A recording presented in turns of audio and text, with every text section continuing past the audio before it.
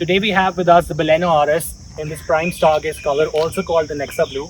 But this is done some aftermarket effects on the front splitter as well as the rear diffuser and the side skirt. It runs throughout the car.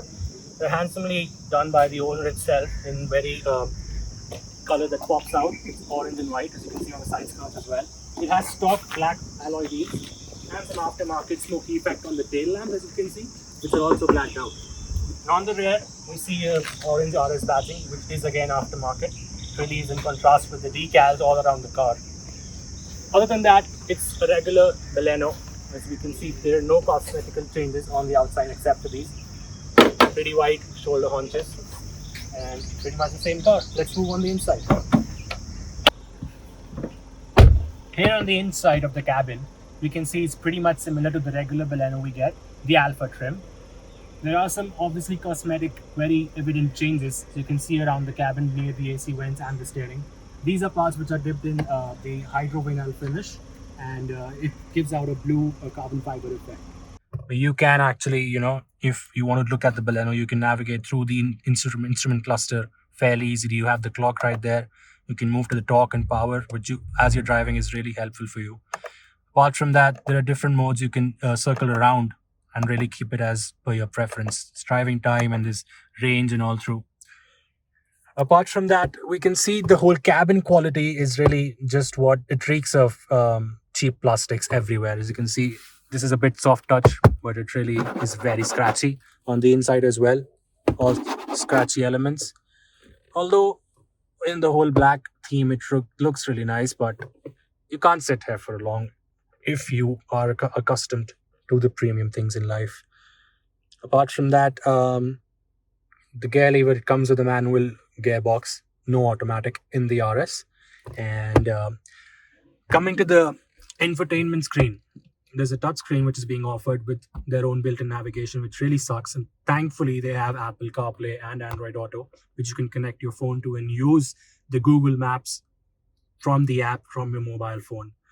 So that's a plus point. Apart from that, one thing I like about this car is even in this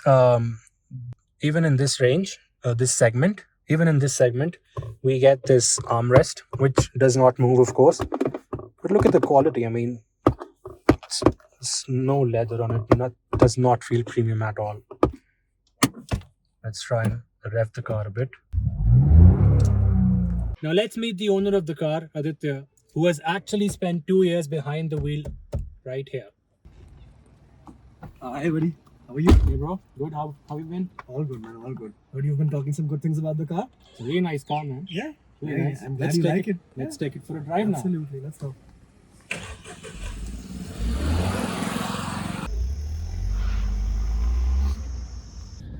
So this guy has been behind the wheel of this car for 2 years now. What has your experience been like? I think that anybody who gets to drive this car on a daily basis will be left with a smile as soon as they step into it and as soon as they step out. You have to look back at this car right after you get out of it, you lock the car, you have to look back at it. It's just a stunningly designed car. Yeah, I think I like the Baleno Alpha too. It's not like that's an ugly looking car either. Yes, but cosmetically there's not much of a difference between the regular Baleno. But this is different from every angle. You've got a new bumper on the front, a new bumper on the back, which is very more, much more aggressive than the stock Alpha variant. And you've also got the skirts on the side. And like I'm sure you would have talked about the customization that I've gotten done on this car, and that just helps you, help the car pop out its aggressiveness a little bit more. It gives it that extra edge and just makes it a head turner even more than it is as soon as you get it out of the showroom. Right. And talking about the numbers, it delivers a 3-digit horsepower figure. Barely, yes, but that's why I said a 3-digit number. So yeah, it's 101, yes. But 150 Newton meters of torque, and just it weighs under 1,000 kgs. Yeah. So that makes it a great combo. Power to weight ratio is brilliant, and if you step on it, it just goes, it just flies. There's no lack of power deliverability, and it just keeps going. I've driven this to almost 200, and it was driving like a piece of cake. No complaints whatsoever. But yes, there are a few drawbacks of buying a hot hatch. If you're looking for speed at a budget, you would have to make a few compromises, and that's what I've learned to live with.